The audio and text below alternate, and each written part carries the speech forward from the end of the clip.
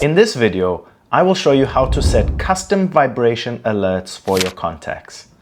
If this video helps, please consider liking and subscribing so others can see it too. You're going to open up Contacts and go to the person you would like to set a custom vibration for.